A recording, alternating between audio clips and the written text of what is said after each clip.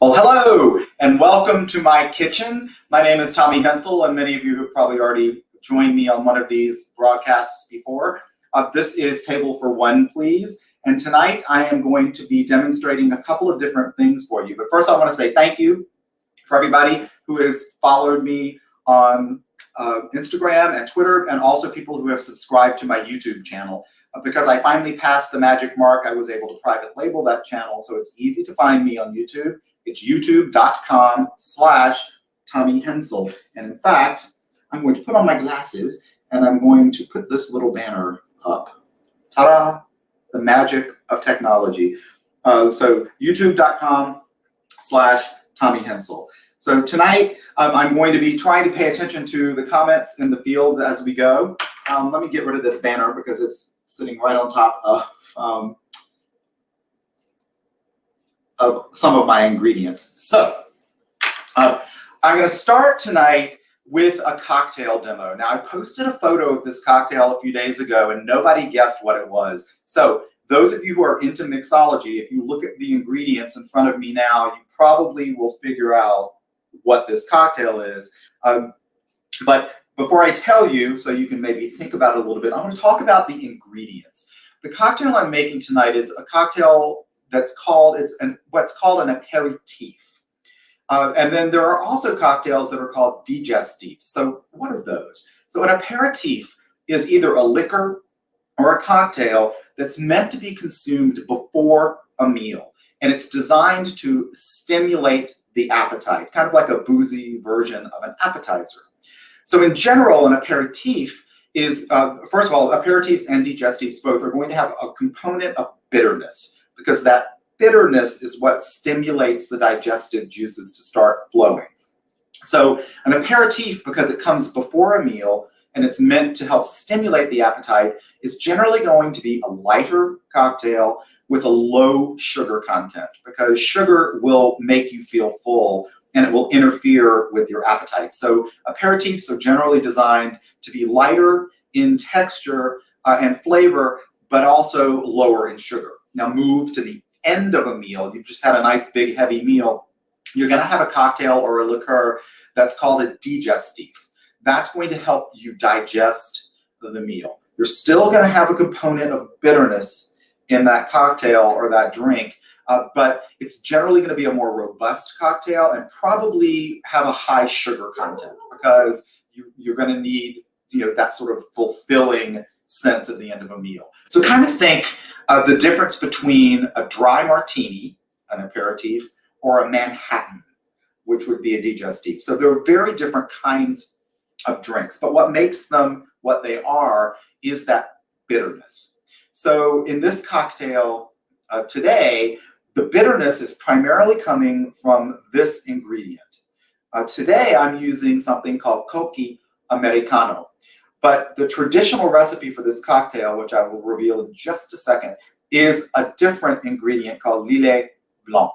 So what I'm making today is one of my favorite pre-prohibition craft cocktails. It's called a Corpse Reviver number 2. Now there is a Corpse Reviver number 1, a decent cocktail, but the Corpse Reviver number 2 is a superior cocktail in my opinion. The recipe traces back all the way to the 1870s. So this is a really old school cocktail, of that whole group of pre-prohibition cocktails that disappeared from menus up until really the last 20 or 25 years, when people started to rediscover the cocktails from pre-prohibition eras and from the 30s. So the Corpse Reviver number 2 is also a great cocktail to make because it's what's called an equal parts cocktail. Once you know what the ingredients are, it's equal parts of all those ingredients. So it's a great cocktail to batch as well. If you're going to have a party and you want to make a bunch of cocktails, you can actually batch an equal parts cocktails really simply, because you're just putting the exact amount of everything together. So the traditional recipe for a Corpse Reviver cocktail starts with absinthe, which is not one of the 4 major ingredients. You use the absinthe to rinse the glass. You put a little bit into the glass, you swirl it around, and it gives a little bit of absinthe in the glass. And so when you bring the glass up to sip the cocktail, you'll get that aroma of that anise aroma from the absinthe. And it adds just a little depth of flavor. So that's like one of the tricks to really make a great corpse survivor. But the 4 primary ingredients that go into it in equal parts are Cointreau, fresh lemon juice, gin, which in itself is an aperitif, and either Lillet Blanc or Coqui Americano. So this is an interesting ingredient. I'm going to talk about this for just a minute before I make the cocktail.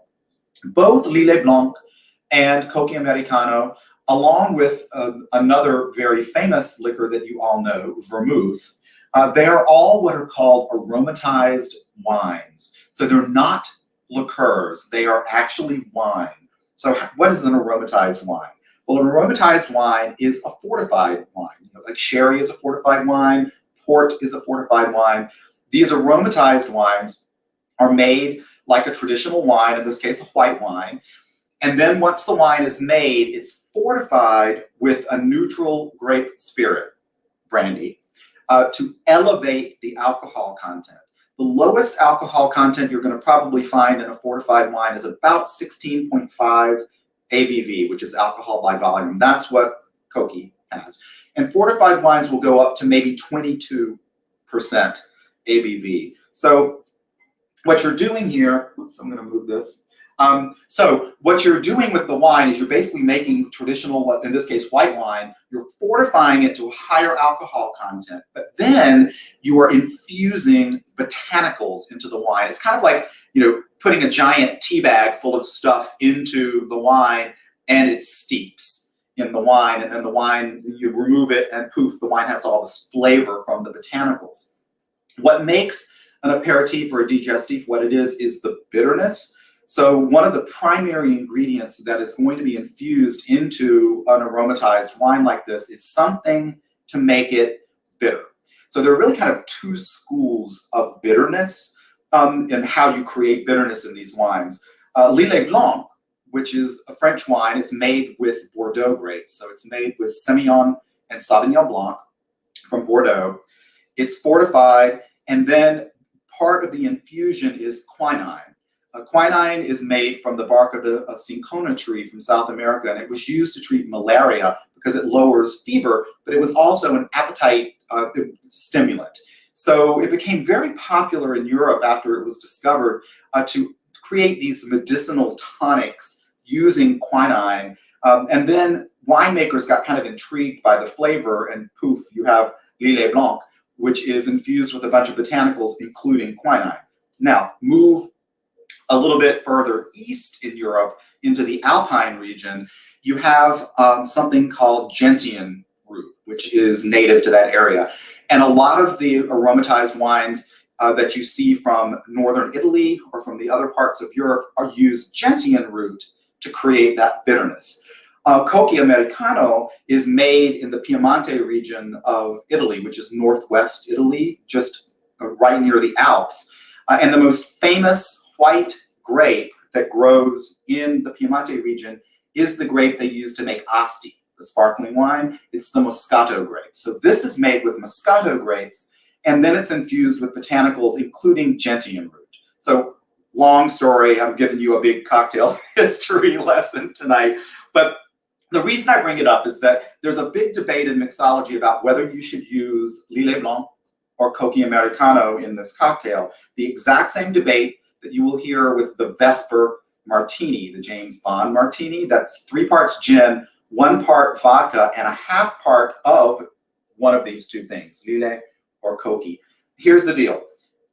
Lillet Blanc is sweeter, just a little, than Coqui Americano. I prefer the Coqui because it's slightly drier and the Cointreau is pretty sweet. So before I mix the cocktail, I want to look at some of the comments. There you go. So hopefully everybody didn't mind having a little cocktail lesson going on there. So here we go. So this is, now in a bar, if a mixologist was making this, this would happen really fast. They would pour the absinthe in, they would swirl it really, really super fast and pour it out. However, oops, oh no, let me get my top. But I do not like to waste my absinthe. So I am very, very slowly swirling it into the glass. And luckily there's a tiny little lip on this glass and I can bring the absinthe all the way up. I apologize for the barking dog next door. We're just gonna have a nice cocktail and cooking demo tonight with lots of barking going on in the background. All right, I've swirled the absinthe around in the glass. All right, cocktail shaker with ice. We're gonna do equal parts of the other 4 ingredients.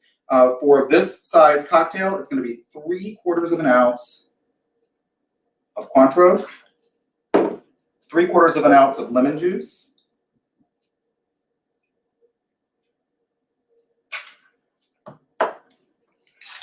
3/4 of an ounce of the Coqui Americano, which, because it's an aromatized wine, you can just drink it by itself. It's a great aperitif, just over some ice. It's wonderful. And 3/4 of an ounce of dry gin.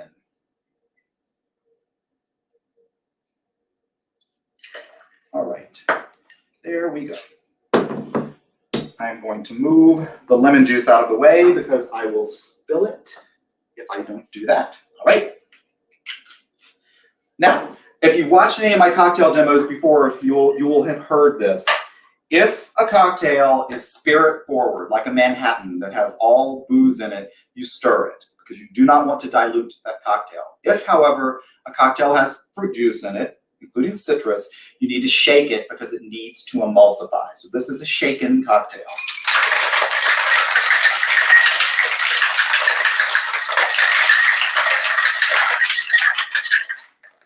All right, so we have the glass that was rinsed with absinthe.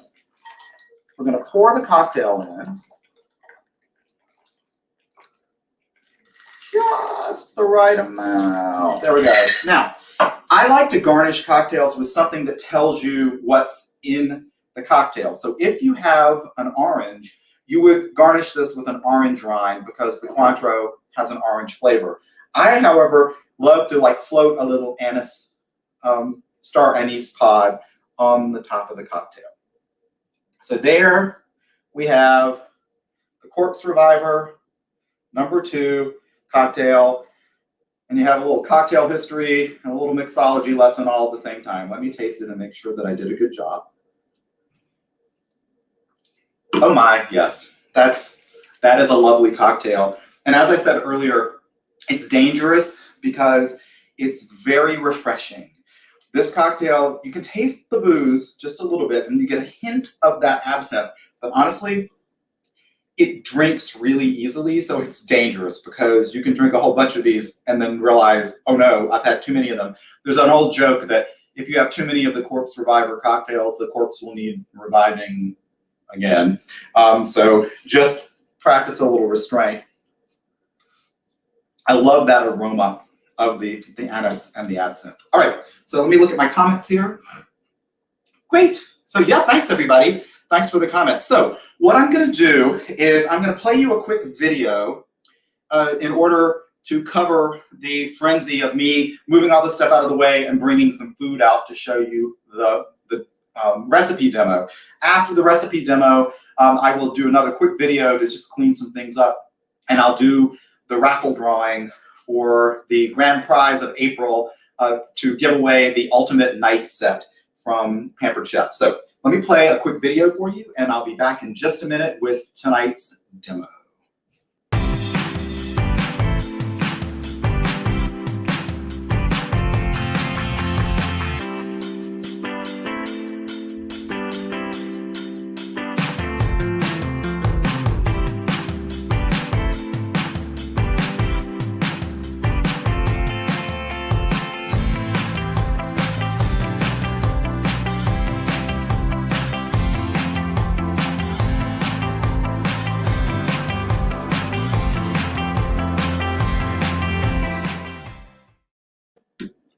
I almost made it in time. I was running around like a chicken with my head cut off. And this, I'm feeling a little Southern tonight, you can tell. Let me just bring the comments up. And I'm feeling Southern because the recipe that I'm going to show you tonight is one that was inspired by something I posted on the VIP group last week. when you grow up in a certain part of the country, you just assume that everybody eats what you eat, and that there are certain food items that everybody must know about. Like when I moved to the Midwest, I went to a restaurant and they had something called cheese curds on the menu. Like, what's a cheese curd? I had never heard of cheese curd, and I know I have friends from Wisconsin on this watching tonight. So you're all going, well, of course everybody knows what a cheese curd is. I'm like, I'd never heard of it. So I posted something about some of my favorite foods last week, and I mentioned pimento cheese, which is a total Southern staple. And I had at least 2 people say, I've never had that. I've heard of it. I think I've heard it's good. So I'm like, wait, how can you not know pimento cheese? So here's a little homage to my Southern roots. I'm going to show you my personal favorite pimento cheese recipe. Now, you have to understand in the South, and I'm sure this is the same in other parts of the country with certain types of foods, there are hotly debated things about how you make things like pimento cheese, like barbecue. Oh, dear Lord, we all know the drama of barbecue sauce, and it's different everywhere, and there's barbecue wars. How to make the best pecan pie, how to make the best peach cobbler. Everybody has their own family recipes. So for me, I couldn't find. You know what, Katie? I had no idea what booyah was either. So there you go. I'm not from this part of the country. So anyway, so what I'm going to make you tonight is my personal recipe for it, and there are some debated things that I'm going to do tonight that some Southern people are going to watch this and go, blasphemy! I can't believe you did that, or other people will go thumbs up. But this is my personal take on how the pimento cheese that I like. So I could never find my mother's recipe. I looked and looked and looked, and I think she just didn't ever write it down because she just knew how to make it. So, all right. So one of the hotly debated things in the pimento cheese world is whether you use cream cheese or not. I do use cream cheese. I'm sure there are Southern people out there going, oh my God, cream cheese, you're horrible. I'm disowning you. But I do think it adds a nice creaminess, no pun intended. So we're starting with 8 ounces of softened cream cheese. So you need to let it soften a lot because you need to mix stuff into it. Now, the second hotly debated point of pimento cheese is the mayonnaise. I came from a part of the world that was divided solidly into 2 mayonnaise camps, the Hellman's camp and the Duke's camp. So apologies to all of you who are in Camp Hellman's, but I'm in Camp Duke's mayonnaise. All day long, Duke's mayonnaise for pimento cheese. This is a 1/2 cup of Duke's mayonnaise. There we go. I'm going to put the Dukes back here because I may need a little bit extra. All right, so we've got these 2 ingredients. Now, you can use a hand mixer if you've got it, and honestly, sometimes it's easier, but this is soft enough that I can kind of mush this all together. That technical term, mush.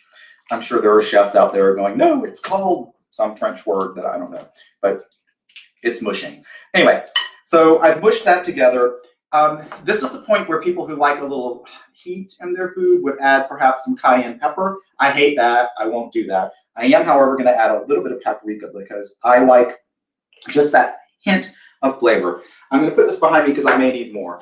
Also, good time to add just a little bit of salt. I'm using kosher salt. And then I like to put a little bit of pepper in it as well. And again, with the pepper and the salt and the paprika, you can flavor correct later. It's just good to get some of it in to these wet ingredients before you add some of the drier stuff. All right. I should have brought out that hand mixer. I'm getting extra forearm workout here. All right. Now, I'm going to move this out of the way for a second. Of course, it wouldn't be called pimento cheese if you didn't have pimentos. So, yes, somebody asked, you can use whipped cream cheese. And in fact, I would normally have used whipped cream cheese, but when I went to buy cream cheese, all they had was low-fat whipped cream cheese. And I'm like, I ain't putting no low-fat cheese than my pimento cheese. So it's easier with the whipped cream cheese. Believe me, you don't have to work your biceps as much. So this is the pimentos from one 7-ounce jar of pimentos, drained. I have retained the liquid because, oh wait, I forgot. I'm going to put a tablespoon of the pimento liquid in there because that helps to slacken out the sauce a little bit. Keep this aside because if it's a little dry, you can add this. All right, so these are the pimentos. I've drained them, I patted them dry, and now I'm going to use my handy food chopper from Pampered Chef to chop them up. I always use my towel right now.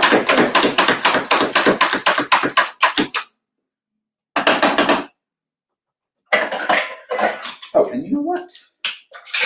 I'm going to grab this scraper because it's the best way to do this. Okay, hold on. We're going to move the pimento cheese back here. Oops, I used the wrong side. There we go. All right, so I like to then incorporate the pimentos into the soft ingredients a little bit first. So at this point, if you were using a hand mixer, you would stop because you don't want to mush up the pimentos any more than they're already mushed up. All right. Now, here's the cheese situation. I like to use a combination of extra sharp cheddar and regular sharp cheddar. This is just from experimentation and taste profile. But because I'm kind of a retentive cook and I think texture is super important, I graded one on the larger setting and the other on the smaller setting. So I have two different kind of sizes of cheese to go in to this. Oh, that's what I needed this for. All right, so this was my extra sharp cheddar. All right, and this is my sharp cheddar. It's 8 ounces of each. So 8 ounces of cream cheese, easy to remember. 8 ounces of cream cheese, 8 ounces of sharp cheddar, 8 ounces of extra sharp cheddar. So, 16 ounces of the hard cheese. Alrighty, and then you mix. Now this is where you have to decide the texture and the consistency of the pimento cheese. Do you like it, or does it need a little more like softness? Does it need a little more slackening down? If you need to have it slackened down just a little bit, you can add a little more mayonnaise at this point, or another dash of that the juice from the pimentos. But even as you can see, even with the white cheeses, because of the color of the pimentos, you're getting that orangey pimento cheese color that you expect to see in pimento cheese. This is a pretty good consistency, I think. I don't think I need to add any more mayo to this. Oh, one of my pimentos is a big chunk. Oh well, that's cool. All right, so what did I do? I keep throwing things in my sink and I can't find them. There we go. All right, there you have it. Easy peasy pimento cheese, 8 ounces of cream cheese, 8 ounces of extra sharp cheddar, 8 ounces of sharp cheddar, 1 jar of pimentos, a little bit of salt, pepper, and if you like cayenne, throw that in, or a little bit of paprika. I'm sure it's probably tasty right now, but it really needs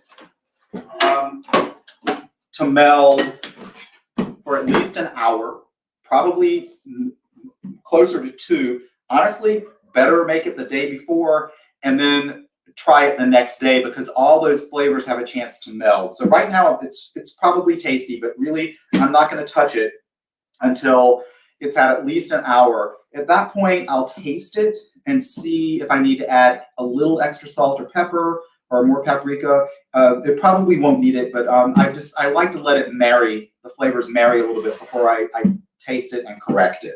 So there you have it, a good old Southern recipe for pimento cheese.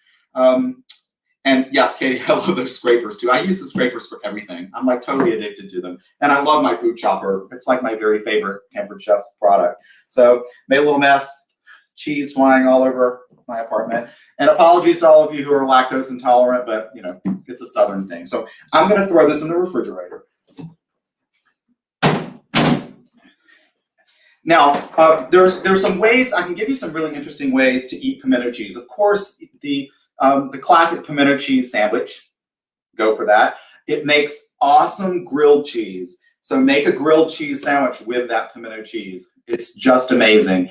When I was a kid, I used to cut celery and put the pimento cheese in the little well of the celery, because celery is kind of a boring vegetable that doesn't have much flavor, but when you put pimento cheese in it, it's awesome. So it's a nice hors d'oeuvre if you're doing something without gluten. And of course, pimento cheese on crackers. One of my very favorite ways to use pimento cheese, however, is in grits. If you make cheesy grits, make your grits, throw in pimento cheese instead of regular cheese. And to up it even better, make shrimp and grits with pimento cheese in your grits. That is the ideal food for me. Shrimp and grits with pimento cheese.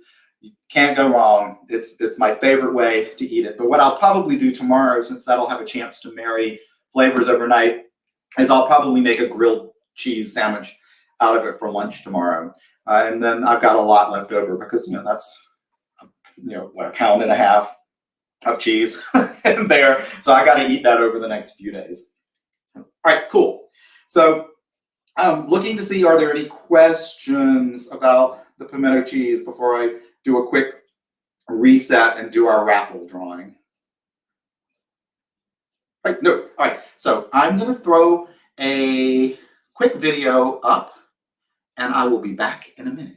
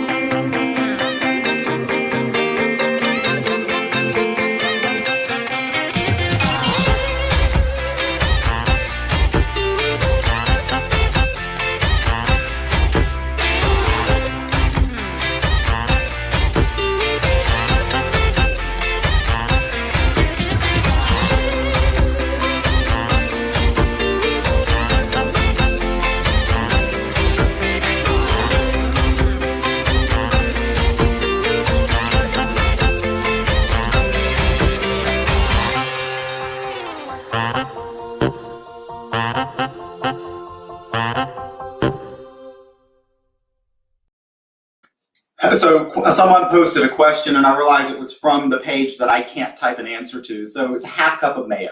Sorry about that. So 8 ounces of cream cheese, 16 ounces of cheddar in whatever variety, or experiment with other cheeses if you want to. You can actually use smoked cheddar and get a nice smoky pimento cheese. You can be really creative, but 8 ounces of cream cheese, 16 ounces of cheddar of whatever variety, 1/2 cup of mayo, and then salt, pepper, paprika to taste, and that's kind of it. I've also made it before when I was doing it for parties to like make canapes out of. I actually toasted pecans and chopped them up and actually stirred the toasted pecans into the pimento cheese, and that gives it a whole extra smoky, wonderful profile. So you might want to try that at some point. The toasted pecans give it a really nice kick.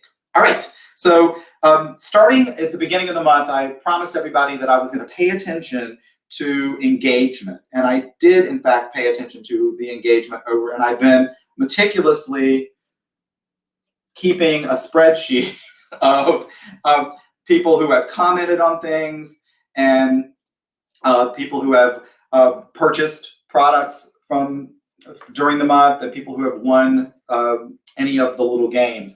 So I've got everybody on a spreadsheet with, you know, it's like there are 630 lines on this spreadsheet for about 40 people because some people got way more entries than others. So anyway, long story short, I'm going to do the quick draw here. I figured out how to randomize on Excel. I feel like so techie smart right now. Let's see. I don't have a drum roll. Well, how do you do? I'm not surprised because she did indeed engage a whole lot this month. So I don't know if you're watching, but our winner of the knife set from Pampered Chef is, drumroll, Laura Jones. So thank you, Laura, for all of your engagement. And you are our winner. So I will figure out, I probably will drop the box to a UPS store tomorrow so it can get on its way to you in New Hampshire. Can't do audio, but can see captions. So Laura, you won. Let's see.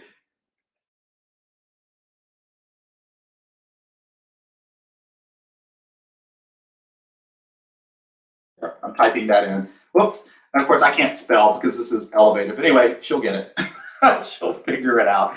And I'll send her a message tonight. So that's it for our demo tonight. I'm going to finish my beautiful cocktail. Are there any questions from anybody about tonight's demo? If you have not purchased anything yet from Pampered Chef this month, I'm not going to close this party until tomorrow. So hop online tonight. We've got some great specials this month. There's 20% off the amazing cooking blender and the quick cooker over here, which you can't see because it's hiding behind my computer. But a lot of the electronics have a discount this month, and there's just some other amazing products. So if you have questions, feel free to drop me a message in Facebook. Just want to let everyone know, many of you know that I'm going to be out for a while. I have to have some surgery on Friday, so I'm going to be in recovery for a while. So I won't be doing any more live demos probably until mid-May. So I'm hoping the week of May 10th, I'll be able to get back in the saddle again and start cooking and cocktailing for you again. And also, I think starting in May and moving forward, I'm going to do a little more discussion of wine pairing because I just took my WSET Level 3, the Level 3 wine certification exam. So I've got wine on the brain. And one of the major components of that study is learning the elements of wine and food pairing and how it all works together and why. So I think we'll do a little bit more about wine pairing in May moving forward. But until then, if you have any questions, please feel free to drop me a message. And until then, I am going to sign off with a little sip. As always, I am epicuriously yours.